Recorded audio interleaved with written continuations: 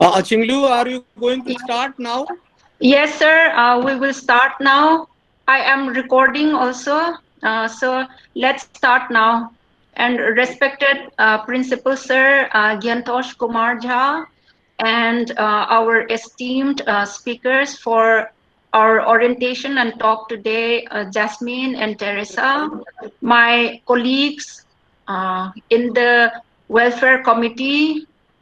I would like to briefly call out their names before I start. Shibani ma'am, Premjit, Nimalini, Pinky, they are all here, and we miss Ajit sir and Kokila. They are not able to come today. They have been all throughout working hard for the student community. Uh, our committee, Northeast Welfare Committee, was formed in 2014. 2015, we started functioning. We had our first orientation program in the year 2016. And we have various activities, events, and programs for the students like orientation, talk, movie screening, and inter-college sports, meet, inter-college festival. We call it Rainbow Fest. And for the new students and also for our guests, I would like to show a little bit of the things we do over the years in a little PPT. I would like to show a little bit of that. It won't take much time, just a few minutes. Here,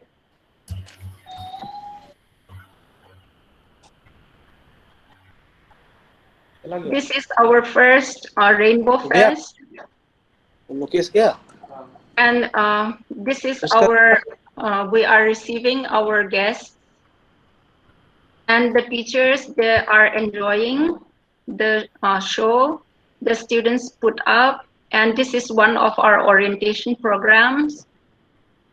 And teachers from other colleges also, they had come to be the judges for different events and different categories. And here you can see some of our students giving the welcome song. And this is another orientation, two other orientation program. We had in the course of time had serious talks also regarding issues that's common to the Northeast states.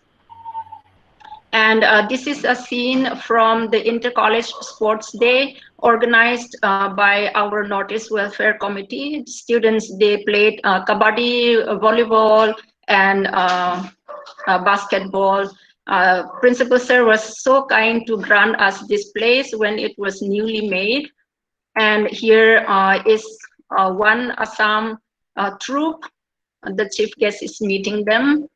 And we were so fortunate to have even our colleagues from English department come and perform for us a special performance in the Rainbow Fest. That's Moksda and Pallavi.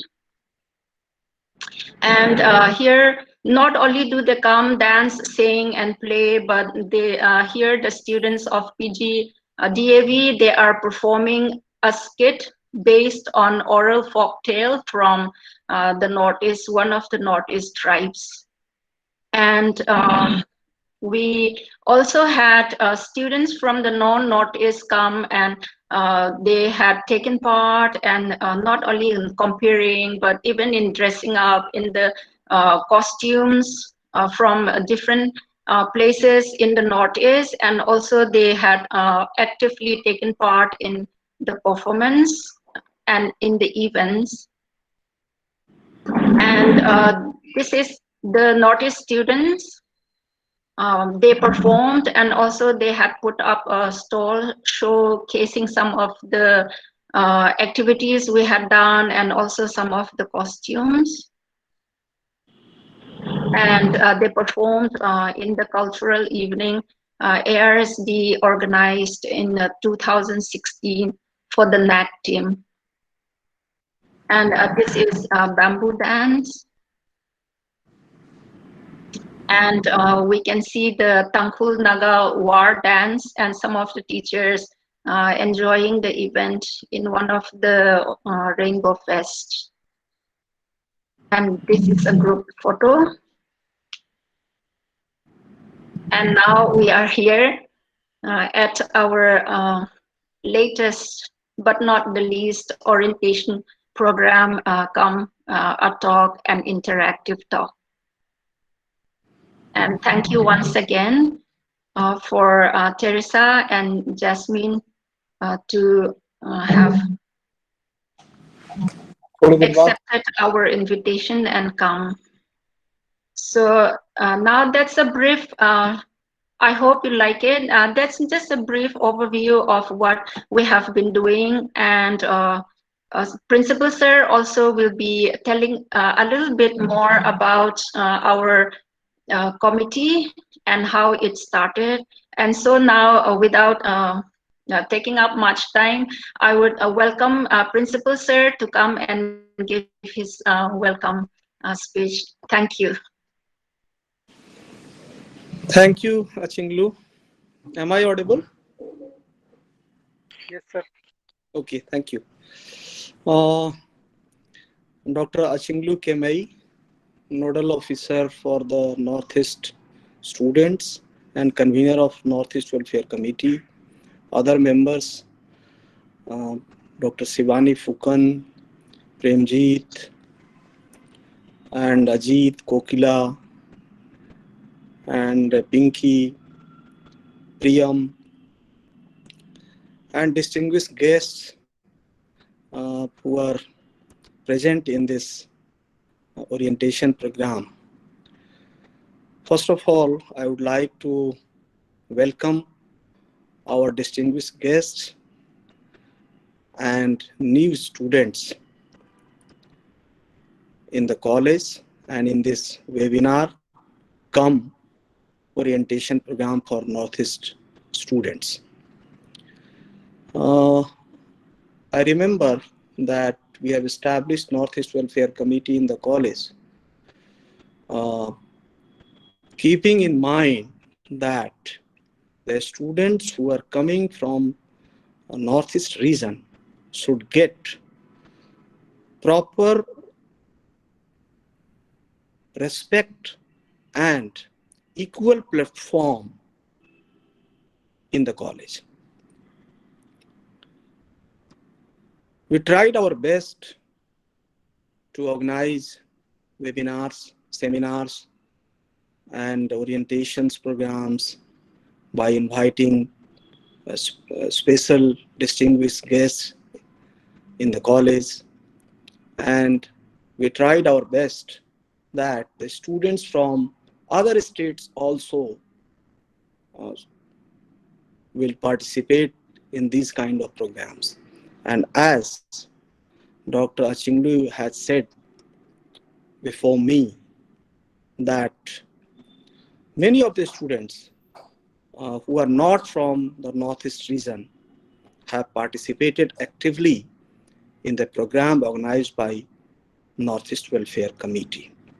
In fact, I wanted to create an environment where the students of every region, students of every state can get better facility, can get better environment to study, and I ensured in the college that there should be no discrimination amongst the students. I am thankful and I want to congratulate Northeast Welfare Committee that they have organized so many programs in last few years, and now they are starting their with this orientation program. As you know, due to pandemic, our admissions have done late, and first year students only join in the month of November. That is why this orientation program got delayed. So once again, I welcome our new students in the college, in the ARSD family, ARSD fraternity, and I hope that they would work for the Northeast Welfare Committee, for the welfare of the Northeast students, and they will definitely uh, work hard to organize these kind of programs in the future. And I believe that the two distinguished speakers who are present in this program are going to um, raise and raise many issues related with Northeast students. I always tried that the persons who are coming for the orientations and seminars and other programs should motivate the students who are coming from the Northeast that they are not alienated, they are not aloof, they are part of mainstream, they are as good as any other student, and I always take special care in the college for Northeast students. My best wishes to you all. Thank you so much.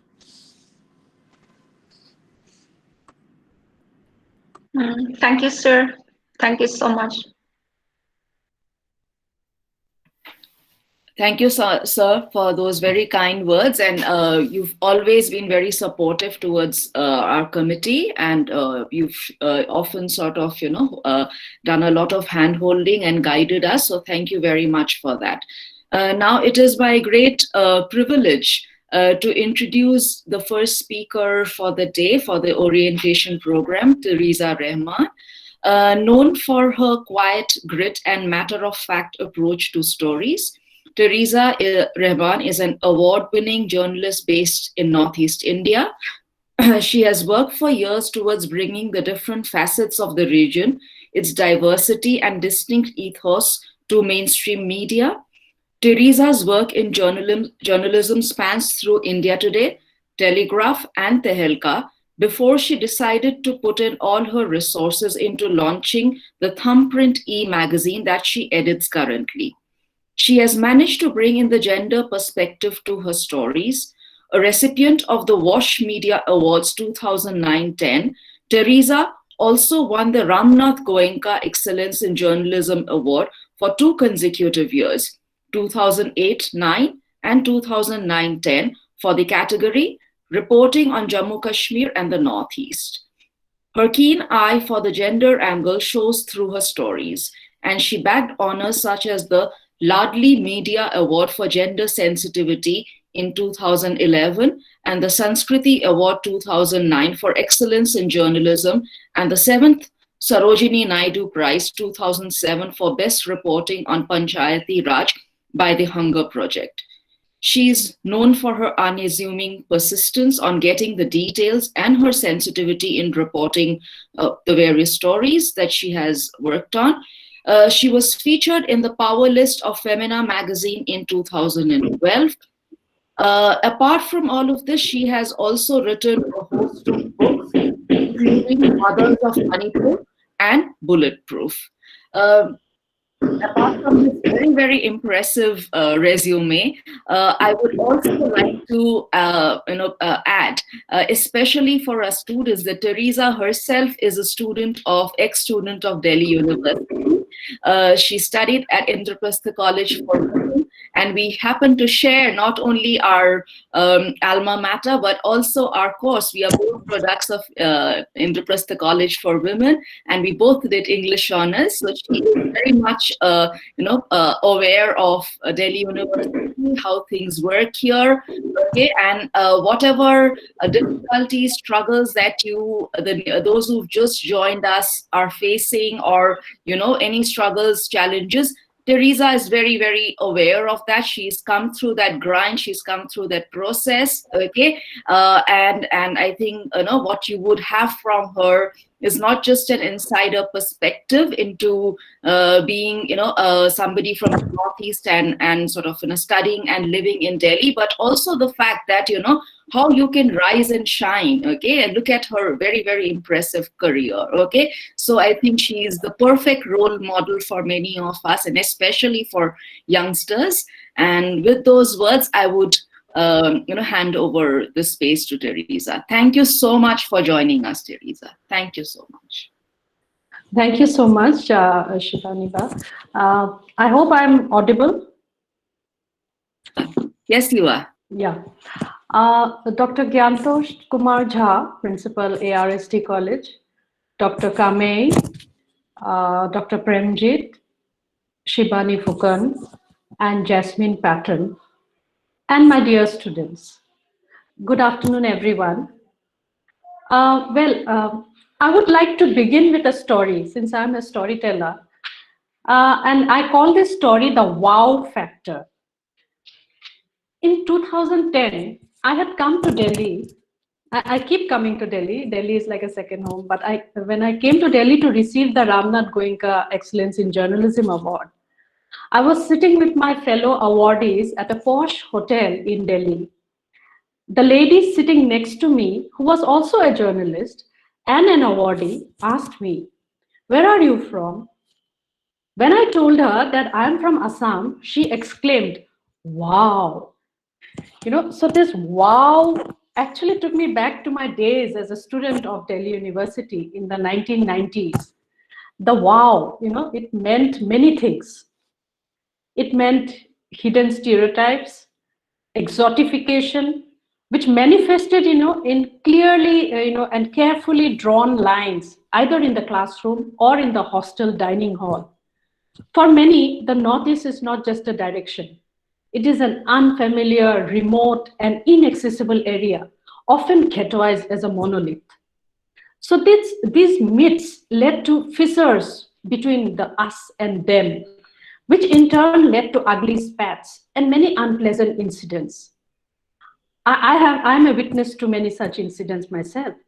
However, today, with the advent of social media, young people are more vocal and can amplify their grievances. One such incident was the uproar over the infamous Niro Tania case that rocked the capital. So I'm happy to be here as part of the orientation program of the Northeast Students Welfare Committee of ARSD College. I was happy to learn that ARSD College was the first college of Delhi University to set up such a committee. When I was a student of Delhi University in the 90s, such a committee did not exist, nor did the awareness that a student from the region might need some kind of a support system in a bustling city like Delhi. I'm sure that a committee like this would go a long way to address the problems of the students of the region and help them adjust to the bittersweet experiences of a big city. I'm happy to learn that the students from other regions also participate in the events organized by the committee, as stated by Dr. Jha. In fact, I'm feeling nostalgic today. I'm back in Delhi University after almost 2 decades now, though in a virtual mode. It was way back in the early 1990s when I had, as a young girl, like many of you here, packed my bags in the quest for knowledge and a dream to be a journalist from the far, far northeast of India. I had little idea about the city, but the trust factor about the quality of education in Delhi University had pulled many students like us to this unknown city. Delhi was new to me, both geographically, physically, and emotionally. But gradually, I had made it my second home and would love to come back to the city again and again. So Delhi had made me a braver person. I'm braver now. I'm more courageous. I've learned to question things I don't agree with. In fact, I had the courage to set up my own media venture. It's a webzine called The Thumbprint. And it's a magazine to make our voices heard. So, I feel that Delhi in many ways is a mini India, a melting pot of sorts. From Delhi University, I went to the Indian Institute of Mass Communication to study journalism. I did become a journalist. And Delhi taught me to question things, and with courage. And after a stint as a trainee journalist at the editorial desk of India Today magazine, I returned to my roots. I realized that the skewed representation in the so-called national media has been responsible for the myths generated about the region. And as a journalist, I wanted to change that narrative. I became a storyteller and started telling new, unexplored, and untold stories of men, women, and children of the region. And Delhi has also taught me one golden rule. If you want to be heard, you'll have to speak up. Most of us from the region are very gentle and soft spoken and might find communication on Delhi streets rather harsh. Please remember that communication skills, both oral and written, are important. That holds true even if you are a science student. You should be able to present your scientific writing in a coherent manner. I know someone who is a science researcher and he struggled with his science students who could not communicate well. One fine day, he tried out a trick. He started giving assignments to his students and asked them to write few lines on basic things on how to make an omelette, how to cross a road, how to iron a shirt, how to make an aloo paratha, just explain the process. As a science student, when you have to explain processes, you cannot afford to miss a step.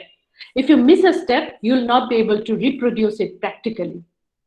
So, and another important aspect is self-learning. It's an important attribute of life. Traditionally, we do not focus on inculcating the habit of self-learning in our children. There is nothing like the pleasure of learning. If you keep your ears and eyes open, you can discover new things every day. As a journalist, every day was a learning experience for me. I remember doing a series of stories on climate change for Reuters. For those who don't know, Reuters is an international news organization established in London in 1851 by the German-born Paul Reuter. I was never a science student, and climate change seemed too scientific and technical to me. But as I delved deeper into the subject, I realized that there is science in everyday life, and climate change impacts the lives of women, men, and children around us. And I remember when I was a student of Delhi University, I was also part of the Students' Union and was president of the Women's Development Cell of my college. And this experience taught me to look at issues from a gender lens. So when I went reporting as a journalist back home in India, I went to Nagaland. And I remember doing a story about Seno, a female farmer, based in a remote village in Nagaland near the Myanmar border. Now, when we talk about farmers, what image comes to our mind? Yes, we think of a man. But here I was talking to a woman who was a farmer and who told me some important things like how sowing seeds is mostly the domain of women in the area. In each home, a woman usually keeps the seeds, and the different crop selection is mainly done by her. She is, in fact, this lady, Seno, is trying to sensitize women farmers to promote crop diversity and revive the traditional indigenous seeds which are suitable for local soil.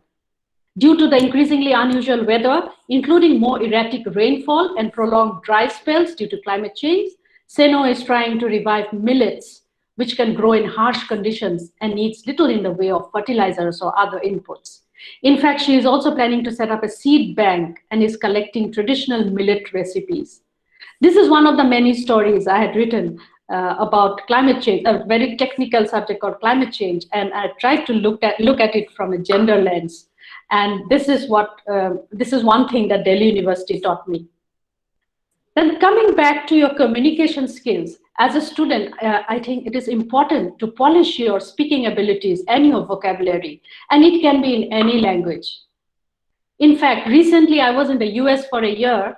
I realized that the American Sign Language is popular, and even people without any hearing disabilities learn the language and have made good careers out of it.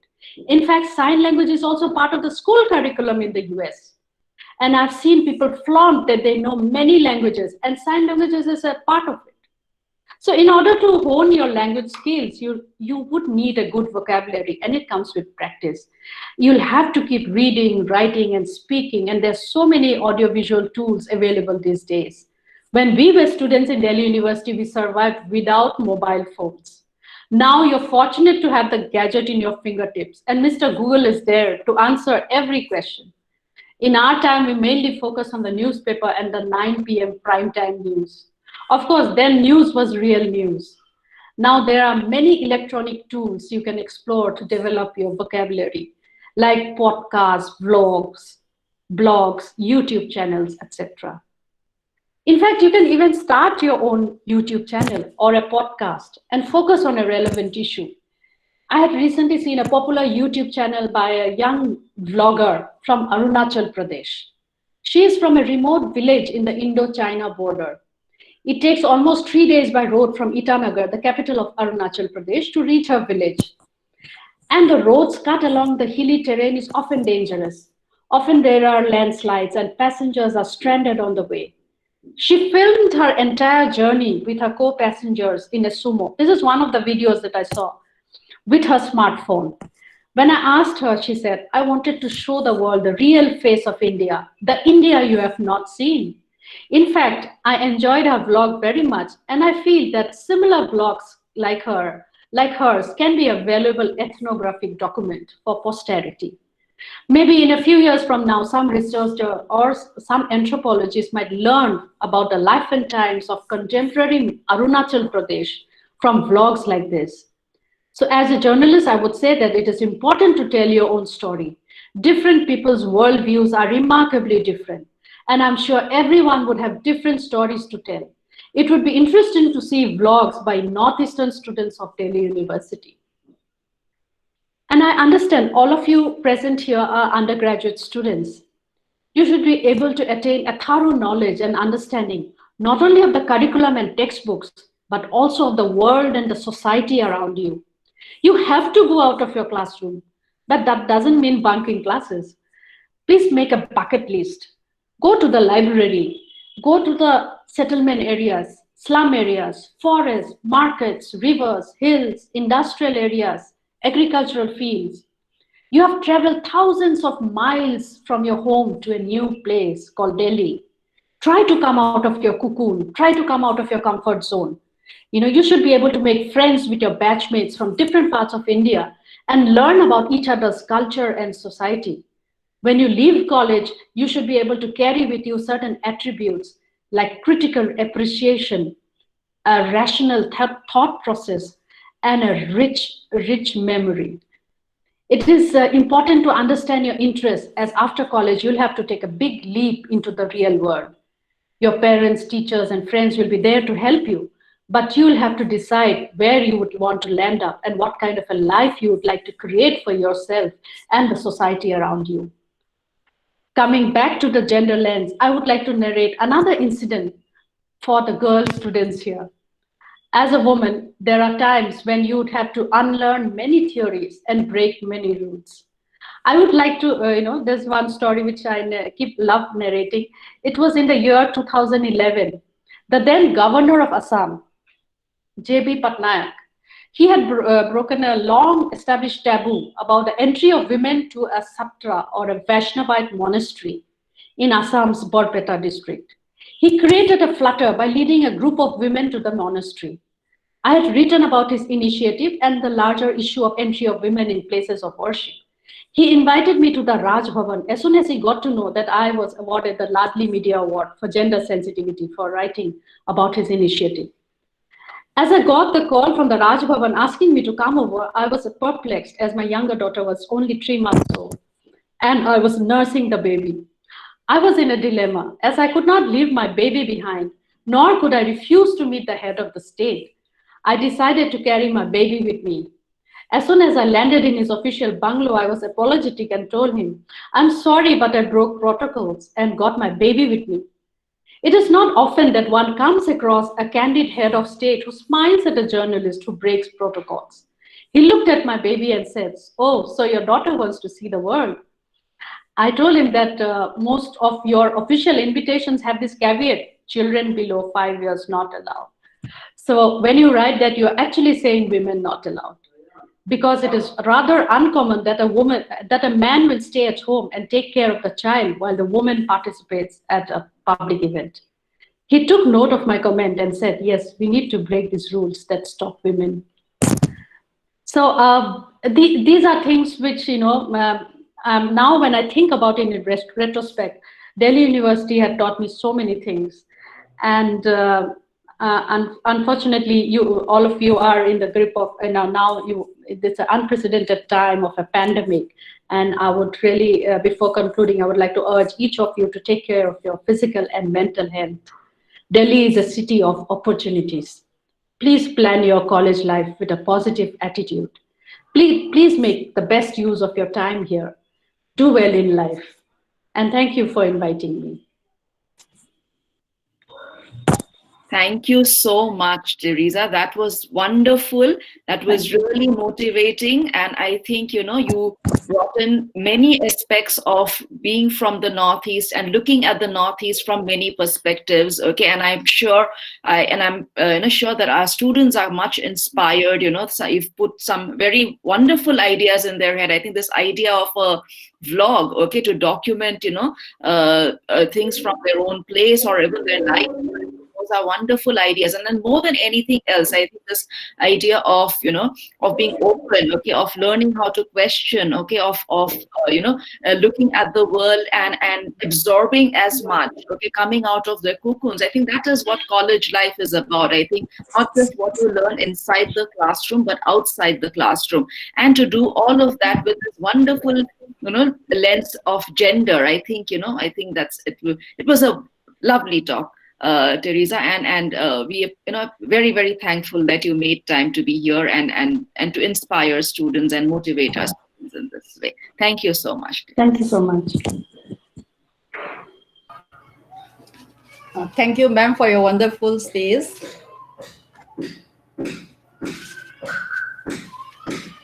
Now, a brief introduction about Jasmine Patton, ma'am. Zanmongi Jasmine Patton is an assistant professor in the Department of English, Gargi College, University of Delhi. She is an executive member with the Naga Scholar Association, NSA Delhi, and is also an advisor for a reader on history, cultures, and society of Northeast India for school children under the initiative of Department of Education in Social Sciences, DESS, NCRT, and also for another reader on entrepreneurs and innovators from the Northeast, DESS. Our area of interest ranges from oral literatures and history, folklore studies, translation, gender studies, culture studies, women's autobiographies, Indian writings in English, classical literatures, and academic writing. She has presented and published papers in national and international conferences and also done preface and blurbs for books. She has written texts for literature culture specializations of the MA final programs in women's and gender studies, IGNOU 2013. She has other published works, namely a book titled A Handbook of Academic Writing and Composition by Pinnacle Learning 2014, where she was a co-author. Her other publication is a collection of folk tales titled A Girl Swallowed by a Tree, Lotha Naga Tales, retold by Jasmine and published by Adivani 2017. Her story, The Sisi Hampong and the Balungu, a translation of a Lotha Naga tale to English, was featured in March 2019 quarterly issue of Anti-Serious and online literary magazine. Her upcoming children fiction titled Zeno and Her Song of the Naga Hills will be out shortly. She is currently working on a series of illustrated children folk tales. So now I give thanks to Jasmine ma'am to give her talk. Thank you, Dr. Moirangthem, for that lovely introduction. Also, thank you to Dr. Gyantosh Kumar Jha, and of course, the nodal officer Aching Liu and Shivani Phukan for organizing this orientation come interaction and, inviting us over. As I was telling Aching Liu, even probably an hour before the program, I wasn't very sure about what to talk about because this is, again, a very diverse crowd, students from multiple disciplines. And I come from the literature background. So what could I possibly speak about that could be, understood and that could be beneficial to all? And then I was telling her, I'm going to talk from my heart. I'm going to talk about, dil se, from my heart, the kind of experiences that I've garnered also in the 17 to 18 years journey that I've made here in Delhi, from a student to a teacher. So like a lot of you here might have also had, might also have had the kind of dreams that we had harbored when we came here. Probably we came around the same time. I mean, like we came to Delhi around the same age. For me, I came here for my post-graduation. So I came, I think, slightly older than you guys, actually, yes. But I came also with a lot of dreams in my eyes, a lot of nervousness and all of that. So I thought, since I'm also pitted against, somebody who's also been branded and named as a female combat journalist, let me go, like easy, and let me talk about breezy stuff, like which I have encountered. And to my pleasant surprise, a lot of things that Teresa has spoken about actually are things that coincide with what I wanted to talk about as well. Because for those of us who have lived here in Delhi and who have made Delhi our home, I mean, a lot of experience that we have meet at, certain points of intersection. And when Teresa was talking, about, stuff like, vocalizing, speaking up and all, I was thinking, well, Teresa has taken half of what I actually wanted to say. But since I've also been invited, I have to do my due diligence. So let me also, talk about a couple of things which I have learned in my journey here, from a student to, like I said, a teacher. But a teacher is also actually a student at the end of the day, because every day we are learning new stuff, we're unlearning new stuff, and then we're also relearning new stuff. So in my journey here in Delhi, a couple of things that I've picked up, and you can never take the, like a teacher out of an individual. So being the teacher that I am, I have divided them into points, and 10 points, I think more or less 9 or 10 points, yeah, that I have. And these are mostly to prompt myself to not forget, yeah. So the first thing that I, that was really, I think, useful for me in my outlook and in my journey here in Delhi was to embrace the different. This was one thing that really helped me, like in my years here in Delhi. India, as we all know, is one of the biggest democracies. In fact, it has also been touted to be the largest democracy because of our political maturity, right? And along with it is also one of the most heterogeneous and culturally diverse countries in the world. And Delhi itself is a living representation of that. So instead of looking for similarities, and that's something which all of us are very guilty of, we look for similarities, even in making friends also, similar looking faces, similar interests, so on and so forth. But beyond the similarities, I think one of the things that I started challenging myself in my journey here in Delhi is to, seek out and strike up friendship with people from different states, even from different countries, people who spoke different languages, people who are from different cultures that were so diametrically, different from where I come from. And of course, it did take me a lot of time. It took, people from other places as well. Similarly, it took them time for us to get along and understand each other, but it was worth it. Because in the process of discovering and getting to know them, people from other spaces and other, thinkings and all, my idea of the world got expanded and enriched. I could now understand why people, they wear the way they wear. And I think it's very essential to embrace differences and to overcome, the kind of boxes and compartments that are built within ourselves in order to understand the world for what it is. And now the world, in fact, is a global village. It has shrunk. We don't, we have moved outside the confines of our home, and that itself is a step that we are moving towards, differences. So embracing the differences, I think, is one very important lesson that I picked up, as a student and as a teacher as well. The second thing, which is very important, and Teresa has also touched upon it briefly, is the acquisition of language. Acquiring language is also very, very important, because I believe that language is a huge facilitator in bridging gaps, whether it be in English or Hindi, because these two happen to be a kind of lingua franca within the country. And especially in terms and in the context of Delhi, I think Hindi even more so. It's very important for all of us to pick up the language, because the everyday dealings that we have, and the colloquial language happens to be Hindi. And if we are not good in Hindi, and if we're not street smart, then many a time we give opportunity to people to cheat us. So I think acquiring language is extremely important. This also reminds me of a story which was being floated around that time when I was a fresher here in Delhi. I think this was the seniors' way of telling us that it's very important for us to learn the language and to, know certain things well. So the story goes that there was this a student from JMC who took an auto to go to Connaught Place market. So the student takes the auto and reaches Connaught Place, and on reaching the destination, the student asked, the auto driver, "Bhaiya kitna?" So the auto driver said, 25 rupees. And then to that, her student replied, "Kya 25 rupees? 50 rupees, bhaiya, 50 le lo." And then, obviously, she ended up giving up 25 rupees. But the joke was that, because of the limitation in vocabulary, she ended up, of course, creating that comic scene. So that was the story that the seniors told us, and that sort of motivated us and inspired us that, we should learn our numbers well, 100 se leke, especially 10 se leke, 100 is very important. 85 kya hai, 90 kya hai, 80 kya hai, 70 kya hai, and also this was very important. And after the joke, of course, the lesson, it really drove home well, and all of us decided, chalo, numbers theek se seekhna hai, because we want to keep our pockets safe, right, at the end of the day. So that, I think, is very important for all those of you who have come or have joined Delhi University. And if not now, because of the pandemic, you will be coming to Delhi eventually. So know your numbers well, know your language well, because at the end of the day, you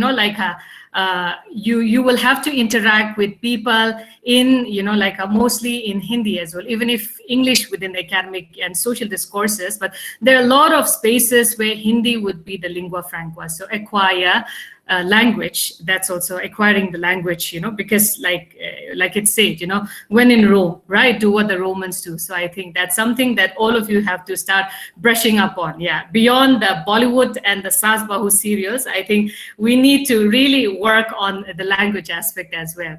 So that brings me to my third point, which is celebrating the new.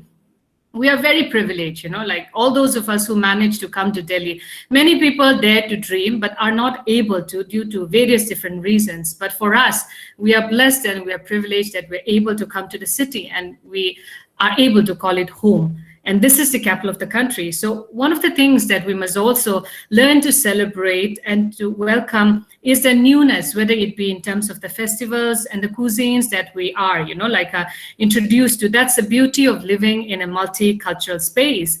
I live here in Delhi, but on the same thali, I can have my bamboo shoot, I can have my, paneer, I can have my, roti, so on and so forth. So I think it's also important and enjoyable, it makes a ride enjoyable when we can embrace and celebrate the newness, whether it be in terms of festivals or food, like I said. And we've started the year with Lori, and then likewise, every other month or every other fortnight in Delhi, we have a festival to celebrate. So it would be good if we could learn about the festivals, learn to celebrate it along with our friends, and also in the same way also encourage our friends to know about our festivals and celebrate it. So, we should all learn to celebrate the new.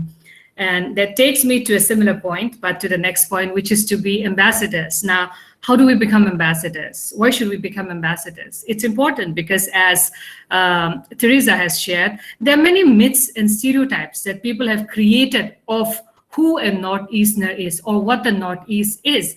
And definitely we cannot deny the fact that there have been conflict, there is violence in the area, and also the fact that we might be eating things which for some are very, novel and exotic, but we are much more than that. We are much more than that. And that is what popular perception is unable to capture. And so for each of us who come here to the city, it is also a kind of untold responsibility for us to also bust the myths and to fix the misplaced assumptions which are made on behalf of the Northeasterners. And at the same time, we also have to remember this, that these stereotypes are not, are not good, they're not healthy, they're not welcome, but at the same time, similar stereotypes are made about people from other regions and spaces as well. And that is why we need to start, speaking up, talking about our experiences, also, you know, like sharing our sides of the story as well. Like to many a friend who associates Naga people and Nagaland, and especially I come from the community called the Lotha Nagas, and Lotha Nagas are known for bamboo shoot. And so a lot of friends who know bits about Nagaland, about, if not about Lothas and about Nagaland, they will, I think, you know, it is more out of sweetness in a sense. They're trying to connect to me. So they're like, okay, so you guys eat pork with bamboo shoots, so on and so forth. But again, you know, I tell them that if I, you know, eat those stuff, I'm also equally comfortable with whatever cuisine that is available here. You know, the roti sabzis, I cook them at home also. My children also eat it. And likewise, I eat other cuisines also, you know, like I'm quite a foodie, but that's not the point. But the point here is that I am trying to engage and negotiate with them about the fact that our identity is not fixed to a certain, you know, like a trope, to a certain fixed way in which popular media has perceived us. So if I'm able to negotiate that perception that they had of the Northeast with at least one friend or one colleague of mine, I think for me, I can tell myself that I've tried to be an ambassador. When I tell them that, you know, do you know that we Nagas, we eat a lot of dal, you know, like other than all of these things, exotic things also, we eat a lot of dal, we do this, we do that and all. If I can at least educate or inform another friend or colleague, in that way, I'm being an ambassador. And likewise, even for students as well, we can be ambassadors through showcasing other ways, like showcasing our culture, language, and customs through various programs that happen in the colleges. Even in my college, as I just got to know that the Northeast Society in ARSD had started in 2015. Ours, I think, started 2 years later, 2017, and it is also a vibrant and thriving society. So when there are opportunities of this sort, and when you also have supportive administrative heads like Dr. Cha, even ours, we have Dr. Pramila Kumar, they're always encouraging and motivating us to hold more programs, which would also create sensitization, right? Yeah. So if we can have those kind of programs and, you know, those kind of activities and programs, it also allows others window into peeling away the layers of misconceptions about us, our region. And so it's a good thing to organize these kinds of interactions, these kind of events. So I'm glad that, you know, ARSC is also very active, and the fact that it is the first college to have initiated this society. So I think that's one step in the right direction. So congratulations to, you know, the entire Northeast Students Welfare, you know, committee, which then me to my fifth point, which is to be participatory. As Teresa has also touched upon the fact that we come from, you know, like we come from the kind of background where we're very mild-mannered people, not only mild-mannered, but I think most of us from the Northeast, we've been brought up in a very passive learning environment. And that is why when we come to Delhi, it's a kind of a culture shock, because when, for example, in the classroom, a teacher is posing a question, then you will have 20 hands raised up, you know, like willing and ready to, you know, answer whatever question that the teacher has posed. So I think in that sense, even for us, we will need to start empowering, motivating ourselves, pushing ourselves to be more participatory, whether it be in terms of vocalizing, that's also one of the points, yeah, vocalizing oneself or asserting oneself. One of the best things about Delhi and Delhi University is that academic education does not stop just with degrees and the literacy, but the fact that it offers, the university and the space offers many more opportunities and avenues for growth, whether it be all of the different, you know, extracurricular activities in various colleges or the many other events bringing around the city. One should make it a point, all of you young students, you should make it a point to enroll, participate, and learn.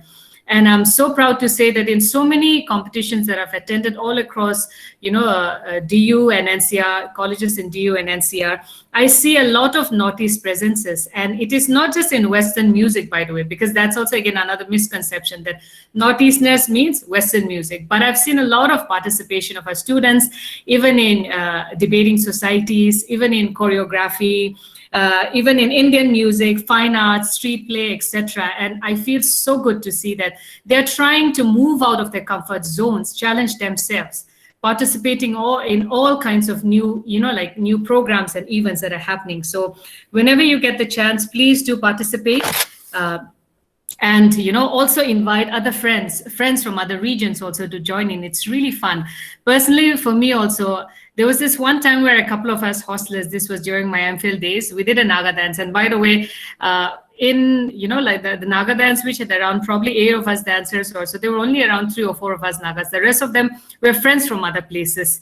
And I remember the fun that we had, trying to learn the dance and do it together. Until date, that remains one of the fondest memories that I have, that I've picked up, from the time that I was a student. So you all should also, encourage yourself to, to what you call to participate, and to also, because participating will also create visibility, which is my next point, to be visible. And why do I say that it is visible? Of course, when, like, let's say in a classroom, the teacher can see you all. But when I talk about visibility, I'm also talking about encouraging students to speak up and to vocalize. And that's something that Teresa has shared again. In my classes, many a time, I target those who do not speak much and those who keep away from eye contact from me. And more often than not, in that lot, there will always be a handful of students from the Northeast.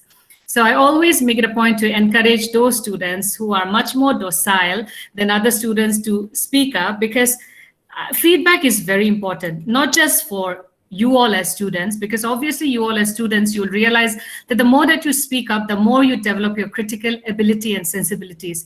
But even for us as teachers, it is feedback that allows us to assess and gauge whether the students are learning, whether the students are understanding or not. And not only that, many a time we learn so many new things from students as well. So please visualize yourselves within the classrooms and within your spaces, for good reasons, of course. Yeah, visualize yourself, speak up, and make your presences felt. Because another thing that happens is that most of us, those of us who teach in Delhi University, we don't have small, like compositions. The class compositions are usually huge. So, like more often than not, we tend to recognize the students who are more vocal, who are smarter and assertive in class. And so because we recognize those students, we tend to give responsibilities to those students only. So if you can assert yourself, if you can visualize yourself, that would also, like help the teacher to recognize you, and you would also be encouraged then to, reach new potentials which you otherwise would never even have thought about. So that's one more thing that I would like to encourage our young people. And then assertive, to be assertive, like I said, because many a time, because we are mild-mannered, even if somebody says something which is not right, even if something unfair has been done to us, we don't speak up. And that's why incidences like Nido Tania's, the past decade has really brought about a change in the insider-outsider negotiation and in understanding, and in the acceptance of Northeasterners within the capital as well. But unfortunately, a lot of these also happen because people don't assert, they don't speak up. So it's important that we must speak up whenever there's an injustice being meted out to us, whether it be on a social level or in the institute, let's say, or like in small personal spaces also. It's important that we must be assertive, which brings me to the 8th point, which is to aim for excellence in any subject that you take up. Whatever subject that you have taken up, I believe that it is by your interest and by your passion. And where there is passion and interest, it's limitless. Opportunities are limitless. So try to give your all and aim for excellence in whatever subject that you take up. Then brings me to the next point of keeping focus and working hard. We have all come here more than 2,000 kilometers away from our hometowns because we have dreams, and dreams that the city can fulfill. And Delhi is such a place that it's a land of opportunities, definitely. It's a land full of lures. And so if we do not, keep our focus, we can be very easily derailed from our dreams. So please do not remember why you're setting out 2,000 kilometers plus minus, but around that distance from your hometowns. Why are you venturing out? It is to make a life for yourselves, right? So do not lose that focus and work hard. And choose wisely the kind of opportunities that come your way. If there are people like us today in the teaching fraternity, we have Aching, we have Dr. Moirang Tham, I can see Dr. Premjit or something like that. I'm sorry if I'm not pronouncing it correct. But if we have representation of our people on the teaching fraternity, or on the police force, in administrative service, or in MNCs, or in entrepreneurship, or in law, or in journalism, as Teresa. And my own sister is also a journalist with Times, for instance. If we have representation of our people, it is only because we did not lose our focus and we worked hard to make hay while the sun shone. So work hard, my dear young brothers and sisters from the Northeast, and shine wherever you are, because sky is the limit. As Norman Vincent Peale would say, and this is a very common proverb, shoot for the moon, because even if you miss, you'll land among the stars, right? Yeah. So always, yeah, keep your focus on and aim for the highest. And the last point, and I wind up here, is to encourage you all to also not forget your roots and to stay unique. For instance, like let's say this little bit of shawl that I'm wearing, it's a traditional Lotha Naga shawl, and I am keeping that little bit of my uniqueness here. And this is, of course, just a tokenistic, very random example that I'm using. But my point is that wherever we are, let's stay unique. Let's stay true to our roots also, even as we adjust and adapt. Let's not forget where we come from. And moving beyond the, what you call melting pot example that is used many a time for Delhi. In fact, I look at it as a kind of salad ball.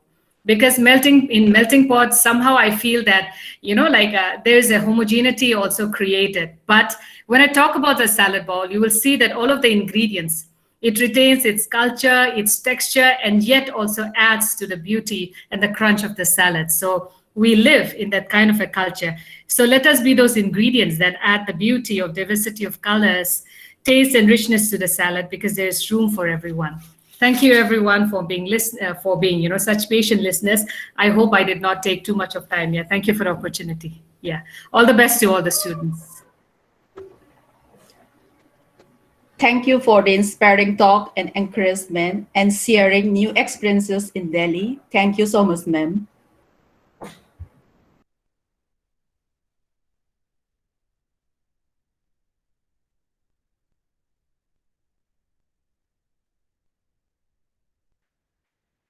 Pinky, unmute yourself, please.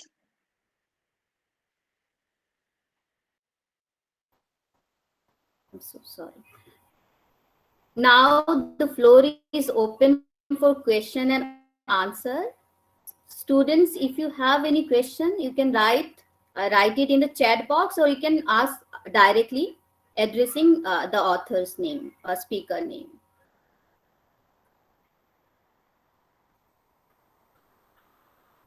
Anyone? Students? You can write in the chat box also.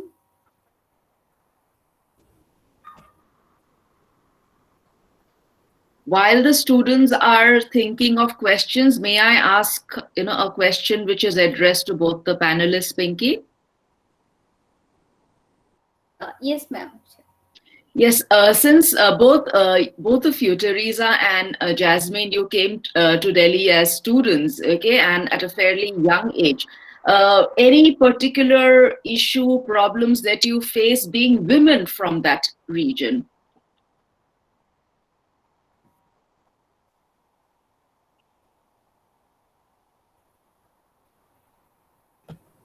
Okay, can I, Teresa? Yeah. Yeah, so I don't think it is particularly to do with the fact that I was from the Northeast, but of course, yeah, being a woman, being a girl, there's always experiences of eve teasing and all, but I learned it early on in life to have some smart answer. You have to be street smart, and with some smart answers, yeah, it can go a long way into shutting the mouths of those eve teasers. So not particularly as somebody who belongs to the Northeast, but as a woman, as a girl, yes, of course, there have been a lot of, instances which I would rather forget, yeah. Yeah, I remember, just as Jasmine had said, it's basically Delhi is not safe for girls, so I don't know how safe it is now, but it was not safe then. I remember I had gone to a dentist at Safdarjung Enclave, and it was evening, and it was around Holi time. So I came out, and I was almost drugged, because he put an anesthesia, and I was just walking, trying to walk to find a transport, and then I could sense something behind me, and I just looked and I saw a bike with two guys, and they threw two eggs on my. I think there were 4 eggs, splat, splat, splat. It just fell on my face, and I just stood there and I was shaking, and they laughed like anything, and they just drove off. So I was just standing, and I was, forget about being angry or anything, I was just praying that they go. I was just praying that they don't drag me with them. I just stood there, and I was just praying that they go. And after that, I could feel that my face was swollen, and I was like, I was all, it was eggs all over me. So I don't know what kind of a pleasure they got out of it. So yeah, Delhi was not safe as a girl. I mean, it's not safe for any girl. So I don't know how, maybe things have improved now. But 10, 20 years back, it was not safe.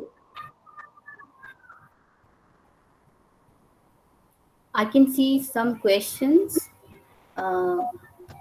One is what your views and opinion regarding the current press freedom position of India, Teresa ma'am. This is one question. Okay, maybe you can tell me that. Yeah, but I had worked for Tehelka. I used to cover Northeast India, and I did hardcore conflict reporting. And we could just do stories without thinking about the consequences. But yes, now I think we have to think twice before even writing a Facebook post. So that speaks a lot about the current press freedom in India. So yeah, things were much more easier. We had a lot of freedom to write whatever we wanted to. But I don't think it's and with the onslaught of fake news, these are things which are new to us. For us, journalists of this, we are this old shoe leather journalists who we believe in getting the hard facts. For us, news is sacred. So if when I get to hear that this was fake news, this is somebody is airing fake news. So these are things which are new, which are really new. And I think with technology, things are changing. Even news gathering, news presentation is changing in so many different ways. And we really don't know what is the future of news. What is the future of which technology is going to take over next, with online, and then came podcast, then came this, that, so I don't know what's coming next. So, but I still believe that news is sacred, and for us, this generation of journalists, we still believe that the facts will hold, the truth will hold, these are things which will come and go, but news, the truth will remain eternal. Yeah.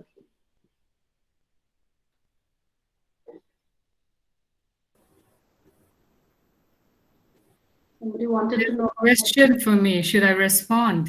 Yeah.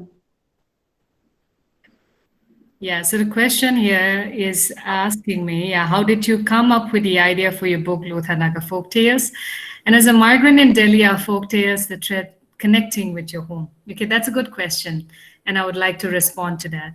So partly, yes, it is, a way of connecting me to my home, but partly it is also my way of facilitating a bridge for people to see and know about my culture. Because I was really, really fed up of trying to explain the pronunciation of my name, where I come from, and that I am not all of the things that has been assumed about me. So I had to try, explaining the narrative each time, that a single story is very, very, unfair and incomplete. Like Chimamanda Adichie, the Nigerian feminist writer, she has really popularized this notion of the danger of a single story. And for those of you who are following her, you know that, she talks about how sometimes when we talk about a certain person or a certain people as a certain way and repeat it over and over again, it becomes the only image of that person to the world. And sometimes it even sort of, it conditions the person to think and assume that he or she or them, they are that way. And so there's a danger in that single story. And for many years as an educator, and for me, like I mentioned in my bio as well, one of my interests is in classical literature. And I teach Homer's Iliad.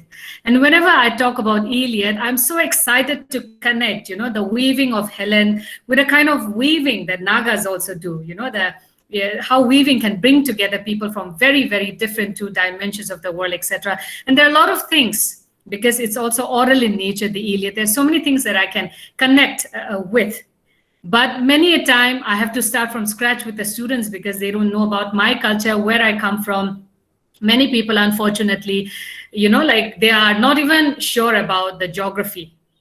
And so, after a couple of years as an educator, I started thinking, in what way can I contribute, give back? In what way can I allow people also to understand my people, my culture, my ways and all? And that's when I, started translating stories, and I started writing about our stories, our way, because sometimes when, like the text, the reader cannot go to the text has to go to the reader. And that's why I wrote it in English, so that because it's a language that everyone can understand. So yes, partially it connects me to my roots, but the other larger reason is also the fact that I wanted to create a kind of mid-ground. I wanted to facilitate a bridge where people could understand me and my people, even if it's a slow kind of a journey, at least to get started somewhere. And that is how, this collection of stories came about. Yeah, so that's my response. Thank you.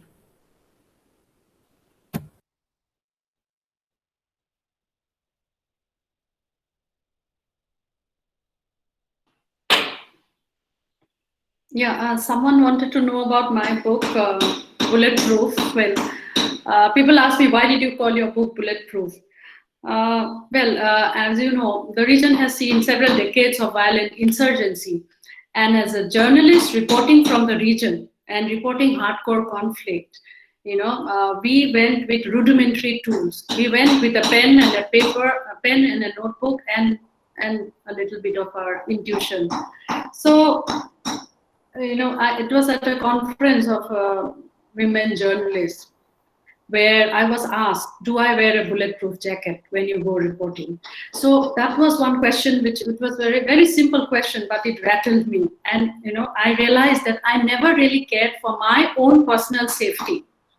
So the safety of a journalist, and not just the physical safety, the mental health of a journalist reporting conflict and trauma, is something which I've touched upon in this book. And I'm trying to say that we journalists in the region are bulletproof. We don't wear bulletproof jackets. Very few of us are privileged to get bulletproof jackets. So we are bulletproof. So that's why it's a very personal narrative, and it's called Bulletproof. Thank you.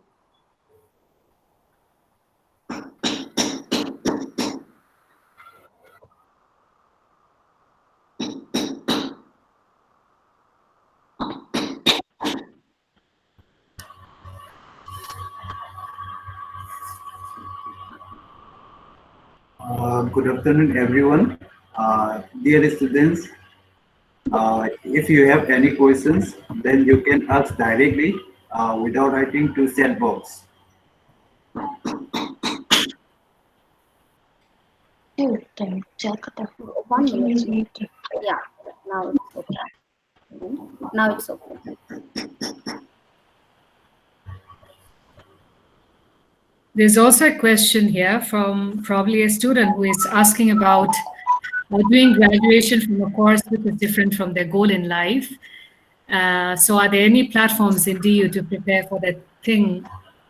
For that thing also, yeah. So it's not directed to any one of us directly, but I just wanted to, ask a question to that student then, because the person has written, there may be certain reasons like not matching marks for that course, etc. and all. Many a time when students, reach out to us teachers and inquire between what to choose. Should we choose the college or should we choose a course? We always encourage them to choose the course, because in Delhi University, all the colleges are at par with each other, because the faculty has all been interviewed and screened at par with all other colleges as well. So the faculty is all at par, which means that the quality of the courses are going to be the same across.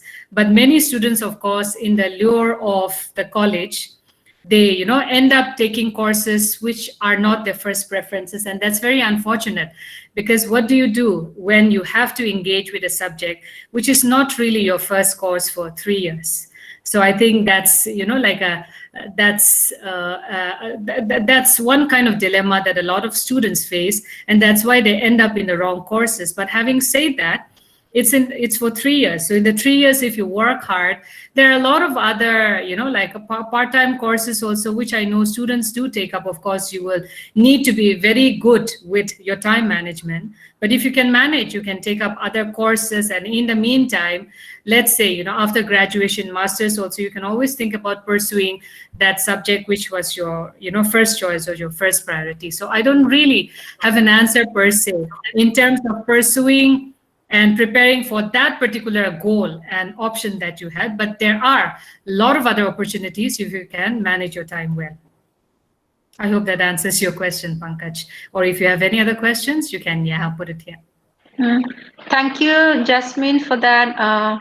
We are running out of time, so we'll be able to take just one more question here. There's one from Samib. If you could please answer that. For Jasmine, ma'am. Ma'am, in these times where above that, as a member of the Lotha Naga community, what was your experience of collating and chronicling folk narratives? Do you think women have power in articulating folk narratives? Since in many of your stories, a woman is at the center. That is one. And she said she really loved your book. And there's another one from Teresa. After Jasmine, could you please take that up? I'll read out the question.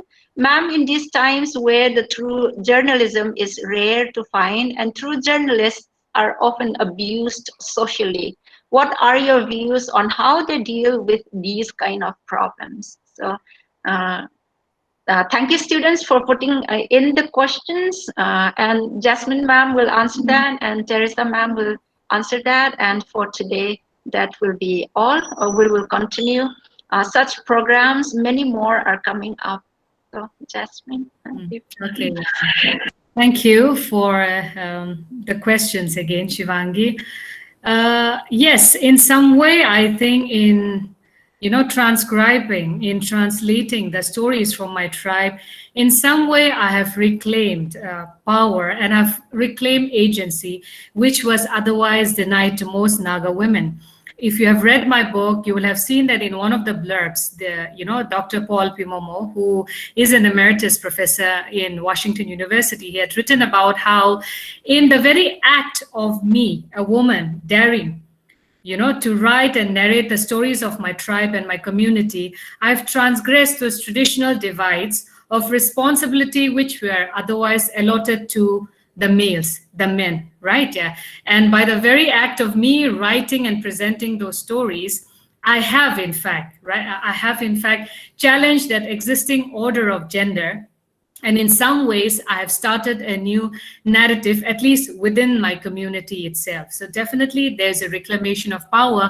And if you are interested in Naga literature, and if you have some idea, you will know that women are in fact, at the center of most of the writings, and women are indeed, reclaiming, and they are now, active agents in telling stories about their people, even, political issues, political histories, and all of that. Women are writing a lot about it, just like, Teresa.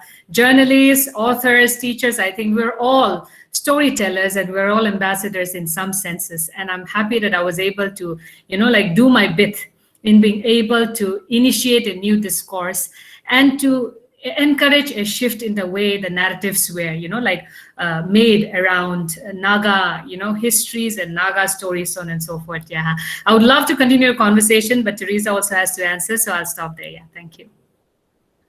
Well, thank you, Samir, for the question. Well, there are good times and there are bad times, and and there are challenges faced by journalists in all times. And India is such a diverse country, so maybe the challenges faced by a journalist in Nagaland or Tripura will be very different from a challenges faced by a journalist in Delhi or Mumbai. So, with new forms of challenges are coming up with online trolling. So there is online trolling now, but maybe there is some other kind of trolling that goes on in on the ground. Say in Manipur, newspaper offices are shut down. Journalists are killed, journalists are abused. So there are different forms of challenges, and we have survived all these, and I think, and we'll overcome this, and and I can also feel there's some kind of a silent cultural, silent revolution going on, in the form of, this emergence of web portals. In Assam, it's almost said that, there's a joke that, almost every household has a web portal now, a news portal. So everyone is trying to tell their own story. So internet has opened up immense possibilities. So internet, there are good things about, the online trolling is a bad thing, but when you can set up your own blog, as I said in my talk, or you can set up your own portal and tell your story, like I have done. I have set up my own news portal, news magazine. It's called The Thumbprint. And people often ask me, why did you call yourself The Thumbprint? Why did you call it The Thumbprint? I said, see, we are too tiny to leave a dent, but at least we can leave an imprint. And it's amazing that we have, crisscrossed that, the boundaries posed by geography and the psychological and geographical boundaries, and we have stormed our way into cyberspace. So cyberspace is another space that offers immense possibilities to journalists. So if you want to do good stories, there is space, there are takers, there are readers. I am not pessimistic. I'm very optimistic, and I will persist, and I will keep telling my stories. And if you tell your story well, there will be so many people ready to read your stories. Like Jasmine's book, everyone is loving her stories. So somebody has to tell the story, and there are so many ways. And technology has opened up so many ways for us. So let's be hopeful. Let's be optimistic. Thank you.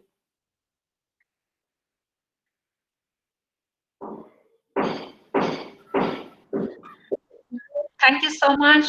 Premjit will give the word of thanks now.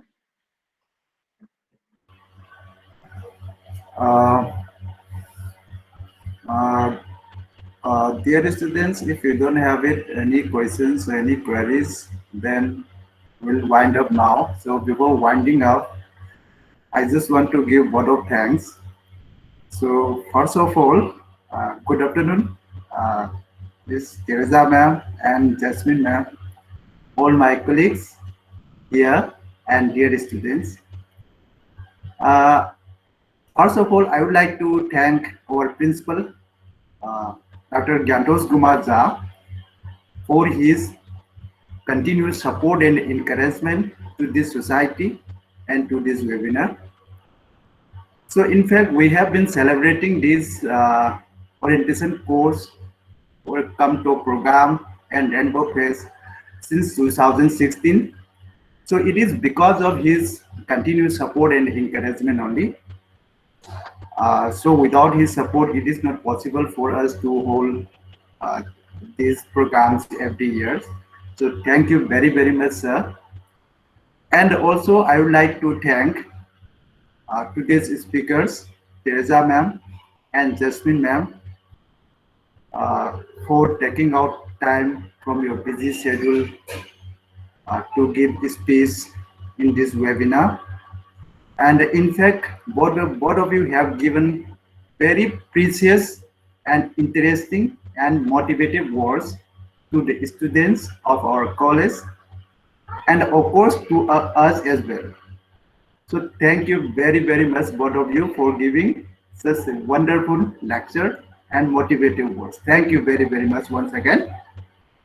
And I also would like to thank all my colleagues,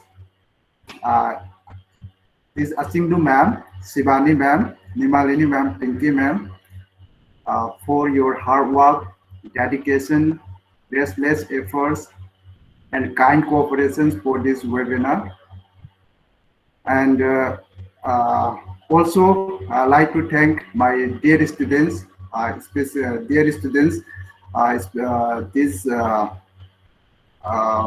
especially this committee member of this society for your hard work, dedications, and cooperations, and all other students joining in this webinar for your patience. And thank you very, very much once again to all of you. And thank you very much.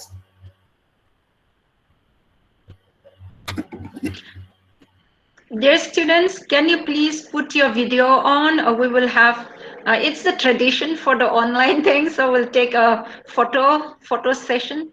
Kindly put on your videos, dear students, from all the streams.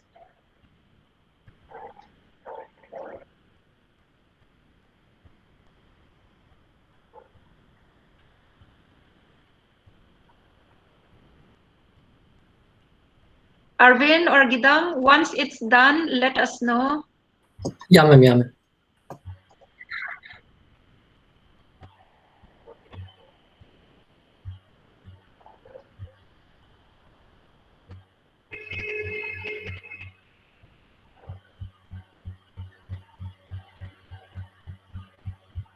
Put on your best smile.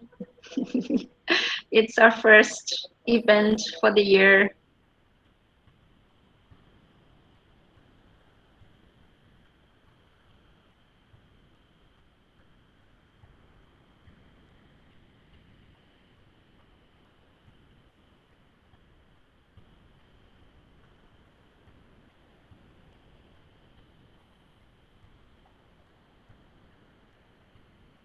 Is it done? No, ma'am. Gedam D, where is she? Her video is not on. Hi, Arvind. I think I am having trouble turning on my video Okay. camera. I'll Okay, give then. yeah. Okay, then, ma'am, I'm taking the screenshot now. Okay, thank you. Thank you so much for Okay, ready? indulging us. Once more, ma'am. Once more. Thank you once again, Teresa ma'am and Jasmine ma'am, and all the students from all the different departments and from different communities, not only from the Northeast community. They are all here. Thank you so much. We look forward to having you all again in the next program. Soon enough, we will let you know. Thank you so much.